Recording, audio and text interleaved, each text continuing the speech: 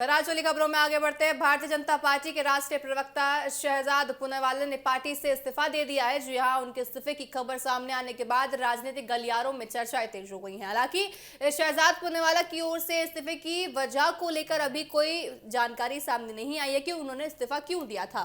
शुरुआती जानकारी के मुताबिक उन्होंने निजी कारणों का हवाला देते हुए पार्टी नेतृत्व को अपना इस्तीफा सौंपा।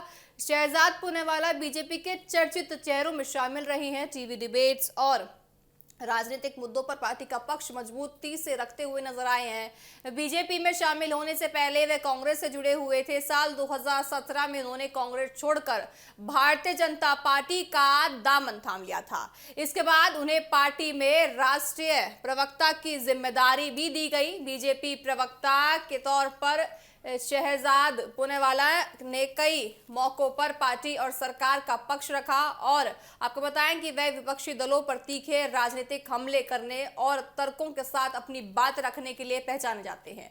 प्रधानमंत्री नरेंद्र मोदी के समर्थन के तौर पर भी उनकी पहचान रखी गई है। सूत्रों के मुताबिक शहजाद पूनावाला ने पार्टी के शीर्ष नेतृत्व को अपना इस्तीफा सौंप दिया है। हालांकि अभी तक बीजेपी की ओर से इस मामले में कोई आधिकारिक प्रतिक्रिया सामने नहीं आई है। वहीं ये भी कहा जा रहा है कि शहजाद पूनावाला जल्द ही अपने इस्तीफे को लेकर आधिकारिक बयान जारी कर सकते हैं और बयान जारी भी किया है। देखिए, इस्तीफे की खबर के बाद उनके सोशल मीडिया प्लेटफॉर्म्स को लेकर भी चर्चा शुरू हो गई है। उनके एक्स अकाउंट के बायो में बीजेपी प्रवक्ता का जिक्र नजर नहीं आ रहा है। हालांकि इंस्टाग्राम प्रोफाइल में अभी भी उन्हें बीजेपी का राष्ट्रीय प्रवक्ता ही बताया जा रहा है। इससे संकेत मिल रहे हैं कि बदलाव की सक्रिय पूरी तरह से देखी नजर आ रही है। अभी पूरी तरह अपडेट सामने नहीं आया है। हालांकि आपको बताएं कि शहजाद पूनावाला का राजनीतिक सफर काफी चर्चाओं में रहा है। कांग्रेस से बीजेपी तक का उनका सफर और फिर पार्टी के प्रमुख प्रवक्ताओं में शामिल होना उन्हें राष्ट्रीय राजनीति में एक अलग पहचान दिलाता है। अब उनके इस्तीफे के बाद आगे की राजनीति, उनकी जो भूमिका है,